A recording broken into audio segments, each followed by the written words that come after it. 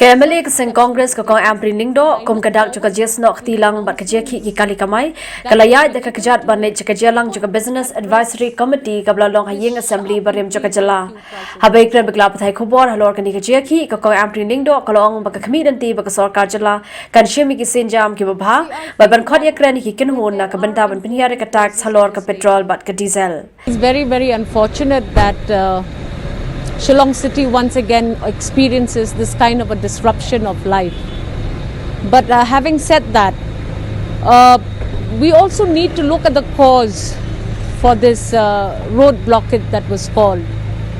And as a citizen of the state, I feel that there is merit in the calling for this strike, because we have seen that the increase of the cumulative taxes on petroleum will affect not just commercial vehicles but also the private vehicles.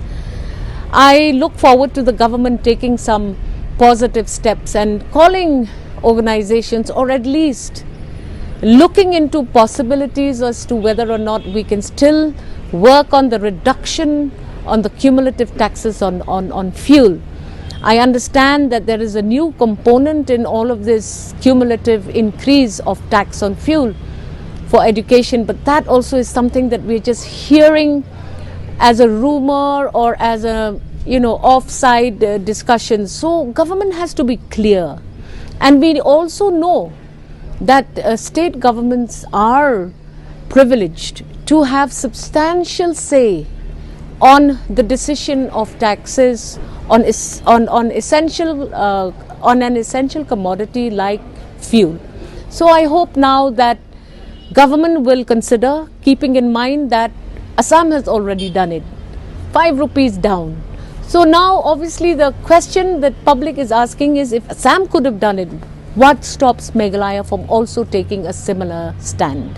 Hakabai day bakijing pili boarding na ni ka load shedding kabla sedang hakajala kalong bakani kalong ke eke ka bamla ban pediang bat kala pentut shisha ki kam ki jam chuki pai ba jong kajala kalong ru bakasara kani hakadorbar mangtingka juga assembly ka ban salong shen.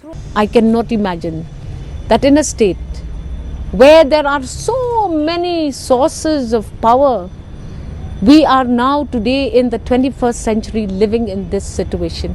I cannot imagine that you expect citizens of this beautiful state to wake up in the morning and ensure that they have their entire routines in their homes before 9 o'clock, because you are anyway cutting the power from 9 to 12.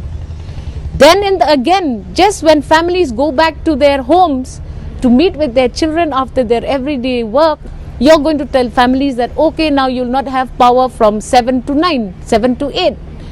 Then again you say that in the middle of the night from 12 to 3 a.m. you are going to cut my power.